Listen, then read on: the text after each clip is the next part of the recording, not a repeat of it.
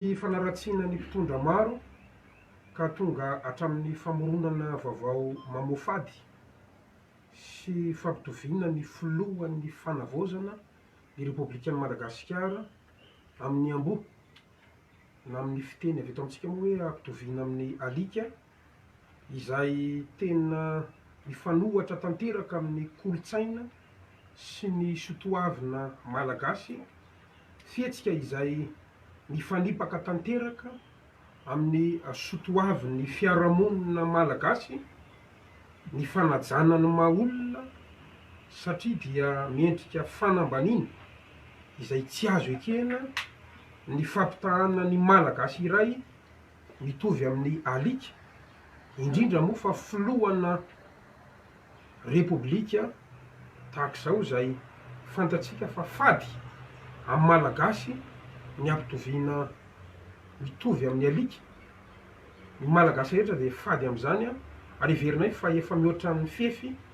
amin'ny antsointsika hoe fahalalana maneho hevitra ary manohitohana ny zo manokana amin'ny mahafilohan'ny fanavaozana ny repoblika azy. Marina fa misy ny fisitrahana ny fahalalana maneho hevitra anefa dia tsy tokony hanohitohana ny fanajana ny zo sy ny fahalalan'ny hafa izany izay sokajian'ny tenako, sokajianay ankehitriny ho fanompana mihitsy dia mandray fepetra ny fitondram-panjakana amin'ny alalan'ireo tompon'andraikitra maro samihafa. Ankoatran'izay manoloana ihany koa ny fampielezana vaovao tsy marina izay ataon'ny andehan'olona miafina ao ambadika ireny pejy na kaonty fako nandritra ny herinandro vitsivitsy ireny, manoloana ny famoronana vaovao tsy marina amin'ny mpitondra-mbony sy ny minisitra maromaro izay anisan'ny voakasika an'izany ny tenako. Mibaribary moa ny fambolena ady amin'ireo samy tompon'andraikitra anatin'ny fitondrana entina anakorontanana firenena. Manoloana n'izany rehetra izany ankehitriny efa fantatra sy hita ireo andihana pejy sy kaonty fako izay manao an'io fanakorontanana io izay tsotra ary mazava ny tanjon'izy ireo dia ny fanonganam-panjakana, ny anongam-panjakana. Manameloka tanteraka an'izany ny tenako ary efa nandray fanapahan-kevitra entitra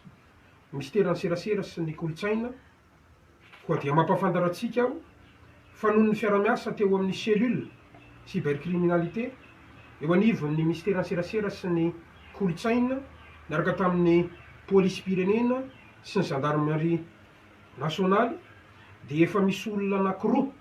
ankehitriny voasambotra ary niakatra fampanoavana nisy abotsy lasa teo. Ary amin'izao fotoana izao moa dia somban-dadepoa any Antanimora amin'izao fotoana izao. Izy ireo moa dia isan'ireo mpamorona sy mpanaparitaka an'ireo kaonty fako ampiasaina anakorontanana ny firenena ireo, ary mbola mitohy moa ny fanadihadiana ary mbola mitohy ihany koa ny fikarohana ireo rehetra izay manaparitaka sy mpamatsy vola azy ireo. Ary ao anatin'ny fanadihadiana moa dia hoentina amintsika eto nitatitra mahakasika an'izany fa misy manan-karama tokoa ireo olona rehetra amina pejy izay manaratsy amina kaonty fako izay manao fanakorontanana inina atao sy organise amin'izao fotoana izao. Fa nisy anaran'olona voatonona any dia fanajantsika ny tsy ambaratelo ny fanadihadiana dia avoketo. Fa fantatra aloha zany dia misy olona anankiroa amin'izao fotoana izao efa nampidirina ponja vonjy-maika, mbola mitohy izy io. Ary ny fitondram-panjakana dia tsy hilefitra averika any. Ny fahalalana maneho hevitra dia tsy midika akory fa azo atao ny manimbazimba manopa indrindra ny filohan'ny fanavaozana ny repoblika, filoham-panjakana no ampitovianao toy ny alika. Fantatrareo angambany hoe iza ny mpampitovy ny malagasy amin'ny alika izany, tsy azo ekeny zany, tsy fahalalana maneho hevitra intsony zany ary mandray fepetra. Androany roa zao ny tratra dia mampitandrina sady izay andreo mbola minia manao an'izany fa mitony fanadihadiana ary tsy milefitra na iza na tompon'andraikitra na olom-boafidy na olom-boatendry izay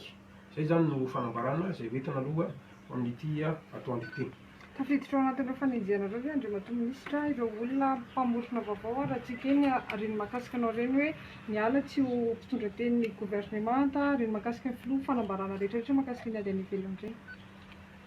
Ampahafantariko amin'ny fomba ofisialy fa tafiditra ao anatin'ilay ataontsika hoe fanakorontanana zay efa voarindra tsy voalana amin'ny loha na organiser zany reny zavatra reny izay mpanao politika no ambadika izy reny de tafiditra ao anatin'izany ny filazana fa nametra-pialana tsy ho mpitondra teny gouvernemanta ny tenako. Eto dia manamafy amintsika fa vaovao diso lainga ary tsy marina zany mbola mamita tanteraka ny asa maministra ny serasera sy ny kolotsaina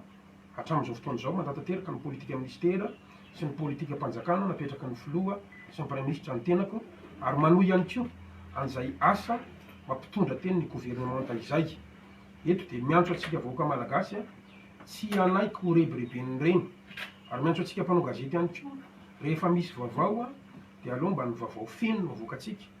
fa tsy miandry teny blisatra tsika na misy zavatra anankiray mba entitsika hidedavana asa bus ny maro samihafa fantatra fa matianina amin'ny asanareo avokoa ianareo fa itsika dia mandray anjara amin'ny fitezana ny fiarahamonina ka raha ohatra ka misy vaovao anankiray dia tsara mba ny vaovao feno no voizitsika zany ao anatireny ary anao fanadihadiny ny farafakeliny amin'ny famoam-bavao zay nianaratsika dia ny recoupement na ny fanamarinam-bavao. Hitatsika zany zao misy BDB misy ary ny fomban'izy ireo rehefa misy zany zavatra ambarako ohatra eto dia ovainy le resaka rehefa izy zay misy sary sy reniko sorasoratra iny de tokony malina zany tsika fa amboarina izy ary ovaina mihitsy ny teny zany izay ambaran'le olona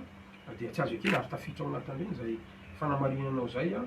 dia ambaraketo zany fa tsy marina ny filazana fa nametra-pialana tsy ho mpitondra teny ny gouvernemanta ny tenako. Faharoa, tsy marina ihany koa ny filazana fa ny fitondram-panjakana ny fitondrana fanavozana ny repoblika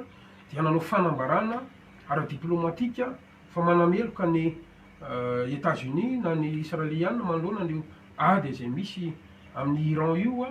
ankehitriny dia ny vaovao ofisialy dia ny vaovao zay avoaka ny ministeran'ny raharaham-bahiny ihany raha mahakasika ny atao hoe fifandraisana iraisam-pirenena sy ny fanapahan-kevitra ara-diplomatika na ny vaovao zay avoaka ny filoha ny fanavozana ny repoblika na ny fiadidina ny fanavozana ny repoblika irery ihany ka tsy marina zany ny filazana fa nanao an'ireny fanambarana ireny ny tenako ao anatin'le izy tafiditra ao anatin'izany daholo zany. Andriamatoa Minisitra, intelligence artificielle no nampiasaina nanamboarana ilay sary mety ho tafiditra ao anatin'ny lalàna mifehy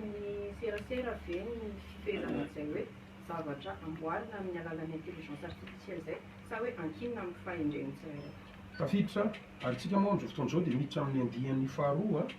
amin'ny fakakevitra mahakasika ny lalàna mifehy serasera sy ny haino vakijery ary tafiditra tanteraka ireo karazana vaovao anabaka rehetra indrindra fa isika zay pejy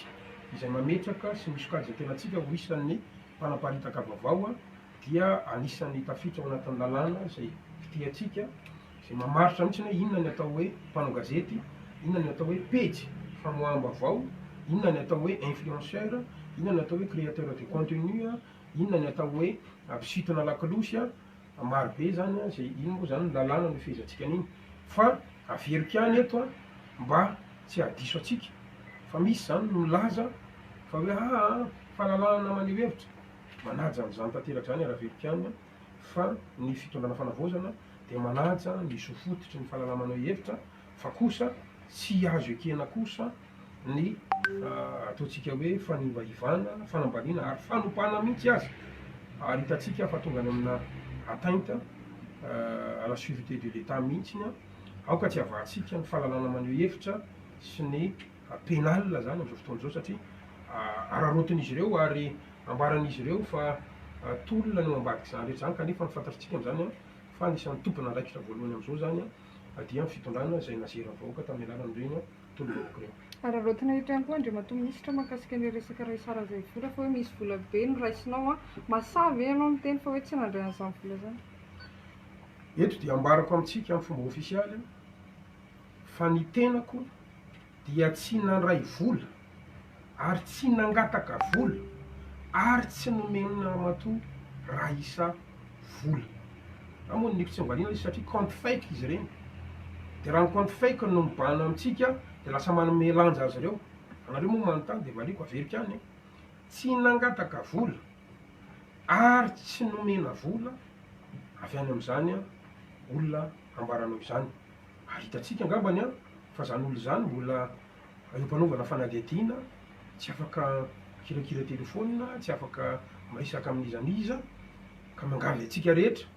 mba anao ny recoupement efa nahita ny vidéo any raha isavy atsika miteny an'izany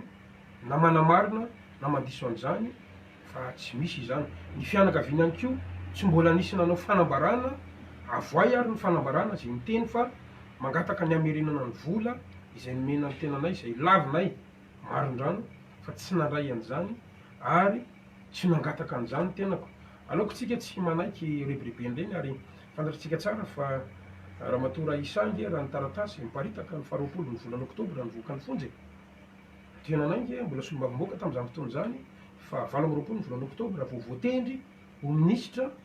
ka tsy hitako mihitsy zay ampifandraisina am'izany hoe ny tenanay no namoaka azy sy niaro azy ary fantatritsika tsara fa nisy ny fanambarana zay nataoko tany Toamasina zay nanambariko mazava fa ny fitsarana irery any afaka manameloka na manamarina olona anankiray amin'ny fantikan-dalàna. Ministra isan'ny fofonjeo zao fotoana misy filohan'ny fanitsana voray taraiky ny mission officielle reny nandehany any marina ihany koa izy reny misy am'zay tsara ka mahafantaritsika aloha fa misy fanidinina fanavozana repoblika ary misy miserasera eo anivon'izany fiadidiana repoblika zany dia andrasatsika mifampitambavao officiel avy amin'izy ireo fa nisy fanikevitra koa zay nataony Andriamatoa filohan'ny fanavozana repoblika tamin'ny maraina nandritra ny asizy ny police pirenena tena Ivato manamafy an'izay ka tsara angamba ny fiadidiana repoblika no mampafantatra amin'ny fomba ofisialy satria tsy eo amin'ny andraikitro no miresaka ny tompona andraikitra eo anivon'ny fiadidiana repoblika. Rarotinay any sao dia mahazonareo hazavaina mahakasika an'le hoe ho asiana karazana hoe balizy mahakasika an'le resaka TikTok, resaka ao anaty Facebook satria ohatrany hoe naheno zay hoe nisy ankizy malagasy zay hoe maty tsy fantatra amin'ny famarina lisy dia sao dia mba afaka hazavainareo. Efa nisy communiqué moa zay navoaka ministera mahakasika an'izy iny miaraka amintsika eto moa zany tsara fantatrareo ny tale général ny serasera eto anivon'ny ministera eo ihany koa ny généraly miandraikitra ny brigady amin'ity piraty ary atao amin'ny ankila koa atao ny secrétaire général dia omeko azy ireo satria efa nisy moa zany communiqué zay nataonay mahakasika an'izy iny fa fanamariana kely fotsiny akoatra an'izay dia tafiditra ao anatin'ny lalàna ihany koa zany zay ho jerena manokana ny ao anatin'ny atao hoe réseaux sociaux na ireo anavaka rehetra ny amin'ny fanatsarana satria tsy maintsy misy fanavozana zay hoentsika amin'io ary isy lalàna ihany koa zany izay anatsaratsika sy fiezatsika an'izay tontolo ny tambajotra serasera zay. Mahakasika an'le communiqué mahakasika ny TikTok zany fa le izy tsy hoe TikTok fotsiny fa ny tambajotra sosialy rehetrarehetra hoe amin'izao fotoana ny fanavozana zao dia tsara ny mametraka an'ilay hoe samy tompona andraikitra ny rehetra ary ho an'ny ankizy dia ny ray aman-dreny ny tompona andraikitra ny ministera ny serasera zany tsy afaka nijanona fotsiny manoloana n'ireo tranga na voiny vokatra ireo le hoe challenge ny tenenantsika azy ataona ankizy ka miteraka tonga hatrany amina fahafatesana le izy manoloana an'izay tranga izay raha hitombo le izy ary tsisy andray andraikitra dia nampatsiahy ny ministera fa samy tompona andraikitra itsika anjaranay no mampatsiara misy ray aman-dreny tsy mahafantatra ny adidy sy ny asany amin'ny maray aman-dreny azy dia iny ihany koa zany hoe mialoha amin'ilay idirana amin'ilay lalàna satria ny lalàna raha ny fifampidiniana amin'ireo karazana mpisehatra amin'ny tontolon'ny serasera dia mahita sy mifampiresaka hoe na ny any amin'ny firenena tena mandroso eritreretina fa malalaka dia malalaka zany fanaokevitra amin'ny alalany tambajotra sosialy zany dia mametraka fetra amin'ny fampiasan'ny ankizy an'izany tambajotra sosialy zany dia fotoana ihany koa zany zay hoe mampatsiary ray aman-dreny adidinareo aloha ny zanakareo ao an-trano adidin'ny mpampianatra ihany koa mitaiza azy ireny any an-tsekoly ary manana didy ihany koa tsika hainao manjery rehetrarehetra mba hanao ohatra hoe fandarana foy fampahafantarana ny tokony ampiasana zany tambazotra sosialy zany. Dia ny ministera eto mampatsiahy fa ny tambazotra sosialy dia tsy haivina ihany, tsara ihany mametraka an'izay fa tsy ratsy fa anjarantsika ny mampiasa azy amin'ny tsara. Dia ny ray aman-dreny no hitanina amin'ny resaka fitaizana zaza mba tsy hitrangany ny voina toy ny nipoitra teo aloha le nisy voina any fa amin'ireo zaza no maty dia tsy dia nampahafantarina, tsy ireny loatra, tsy bezy ny ilany fa fiarahamonina tompona andraikitra tonga saina no ilaina. Dia izay no mahatonga hoe na tsy fantatritsika raha ny fisian'izany dia tsara fa nisy voina, nisy zavatra ratsy nipoitra teto amin'ny fiarahamonina malagasy dia anjarantsika no misoroka sady dia izao tsy hitombon'ilay izy satria raha izy raha mitombo folo mitombo roapolo loza zany mialohany tsy mbola mipoitra ny amin'ny loza mbola vitsivitsy ilay izy dia efa eritreretina azy fa matoa tsy ray fa efa mitombo anankiroa zay dia efa atahorana ny hitaran'izany amina isam-bololoha. Matoa talitsy ny rano misy sasy manarivary fotsiny amin'le hoe misy fakakevitra androany amin'le fandiniana hoe fehezana an'le tantanana moa zany fa tsy fehezana ny resaka hoe réseaux sociaux sy ny influenceurs sy ny sisa dia zao miara-manaiky tsika fa tena vaovao be ny sehatra ny réseaux sociaux androany, zava-vaovao be atao hoe tsy voafehy mihitsy tsy miambo ny ministera hoe manana ny valiny na réponse atao amin'ny zavatra mitranga rehetra amin'ny réseaux sociaux. Izay indrindra no isian'le hoe fakakevitra angalana ny hevitry ny maro ny rehetrarehetra hoe inona ny tokony ho ataontsika, reny no avondrona ho atao tolo-dalàna ary hoentiny eny amin'ny parlement rehefa amin'ny session-ny parlement ho avy eo na amin'ny septembre arakaraka izay fahavitana ilay satria zava-dehibe loatra ilay izy tsy afaka hoe tena avy vita. Ny io le fakakevitra io dia hitety amin'ny Madagasikara any Digo izy amin'ny 13 mars sy Masangaza izy no akaiky indrindra fa hitety an'ireo le voaparitany rehetra ary indray anjara daholo ireo district. Fanamafisana kely fotsy angambany akoatran'ireo le akoatran'ilay page izay efa anaovana fanadidina amin'izao fotoana izao le namoaka ny sariny foloha izay mampitovy anazy toy ny amboa dia anisan'ny voakasika ny fanadidina ihany koa ireo rehetra izay nanao partage sy manaparitaka na nampiasa izay rehetra nampiasa ny sary iny zany satria fantatritsika tsara averiko mazava fa ny fisitrana fahalalana maneho hevitra dia tsy tokony hanotohana ny fanajanona ny zoa sy ny fahafahan'ny hafa. Ataontsika mazava tsara zany zay araka ny nambariko teo. Taiza moa zany zareo ny tratra dia iza zany no mitory azy zareo zany am'izay.